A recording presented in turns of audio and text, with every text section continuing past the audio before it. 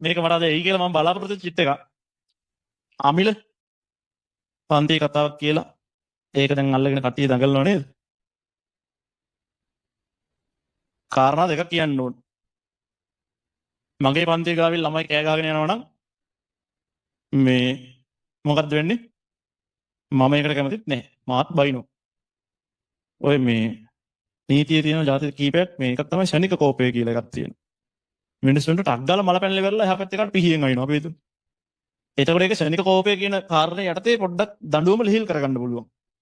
හිතලා කරපුවට නෙමෙයි ටක් ගාලා තරහ ගියා. අරු කරපු වැඩේ හින්දා මට තරහ ගියා. ඒ හින්දා එහෙම උනේ. හරිද? ඒව එකක් තමයි මම දකින්න දේ හරිද? ළමයි එනේ තමන්ගේ පන්තිය කර කර ඉද්දී එහා පැත්තෙන් වෙන උන් දොරවල් වලට ගහ ගහ කෑ ගහ ගහ හූ කිය කියනවා නම් ඒක මට වුණත් මල පයින්න මාත් ඕන තරම් බැනලා දෙනවා මේ පන්තිවල ළමයින්ට. අරුන්ගේ පන්තිය නම් මොකද මන් දා ඉන්නේ කියලා කියලා තියෙනවා. හරිද? ඒක මේ එන්නට නිකන් මේ හරිද විවේචනය කළ යුතු සාධකයක් සේ මම දකින්නේ යාළුවා හින්දා නෙමෙයි මේ කියන්නේ මේ කියන කරුණු තර්කානුකූලව තේරුම් ගන්න. හරිද? දෙවෙනි එක තමයි කවුරු ගුරුවරට ඇත්තටම අමිලට මේ එහෙම කරන්න එපා මල්ලි කියලා පෞද්ගලිකව ඕනනම් කියන්න තිබ්බ Facebook එකට දාන්න නැතු. එතකොට ඒක Facebook එකට දාන්න නිකන් කට්ටිය වට කරගෙන Taman නිකන් දායක සභාවක් ගෙන්න ගන්න දන්නේ Tamanට ඒක තමයි කොන්දපන්න නැති හින්දා.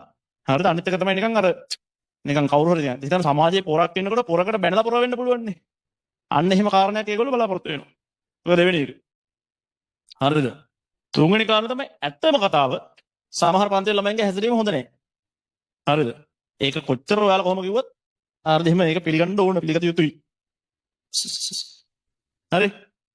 අවසාන වශයෙන් මේ අන්තිම කාරණේ ඔය අමිලක පිටින් යන්නේ සමහරලාට අර අපේ පන්ති මගේ පන්තිය ලොකු වෙලා තමන්ගේ IT ගුරුවරට කෙලවෙලා හින්දා ඉතින් ඒ අදාළ අනිත් සබ්ජෙක්ට්ස් කරන ගුරුවරුන්ගේ හිතේ දුක තමයි අමිලක පිටින් යන්නේ. අමිල මගේ යාළුවා හින්දා.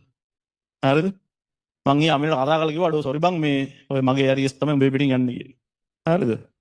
ඔන්න ඔය ටික තමයි මම කියන්න හිටියේ. හරි. අර කතාවට මගේ විරුද්ධත්වයක් නැහැ අමිලගේ හරිද? ස්ට්‍රීම් එකක් ගත්තාම සමහර ස්ට්‍රීම් මෙහෙම ඕනම ස්ට්‍රීම් එකක මෙලෝරහක් නැති උන් ඉන්නවා. සමහර ස්ට්‍රීම් වල වැඩිපුර ඉන්නවා. ඒක මට වුණත් දැනෙනවා. කියන්නේ දැන් ඒක කියන්නේ අපි සමාජයේ ඉස්සර කතා කරන්න ගියොත් අපි නිකන් නරක මිනිස්සු වෙන එක වෙන්නේ. හරිද? හැබැයි පෞද්ගලිකව මං වුණත් ඒක අත්දකිනවා. ඉතින් මගේ පන්තියේ හැම ස්ට්‍රීම් එකේම ළමයි ඉන්නවනේ. හරිද? ඒක තරහ වෙන්න එපා ඉතින්. තමන් හොඳ මිනිස්සෙක් වෙන්නයි තමන්ට පුළුවන් උපරිමයෙන්. තමන්ගේ ස්ට්‍රීම් එක කරන ඔක්කොම එවුන් හොඳ එවුන් කරන්න බෑනේ තමන්. දැන් හිතනකො මම හිතනවා මං හරියම හොඳ ටියුෂන් ගුරුවරයෙක්. හරිද? ඒක නිසා අනිත් ටියුෂන් ගුරුවරු ඔක්කොම හොඳ ඇති කියලා. එහෙම කියන්න පුළුවන්.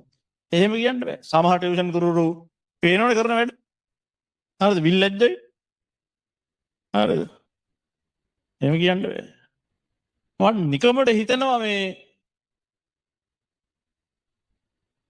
ඒ නිකන් අනවශ්‍ය ප්‍රශ්නයක් ඇදලා ගත්ත කට්ටියට මොන හරි ආපහු රිටර්න් එකකුත් හම්බෙයි කියලා මම නිකමට හිතනවා.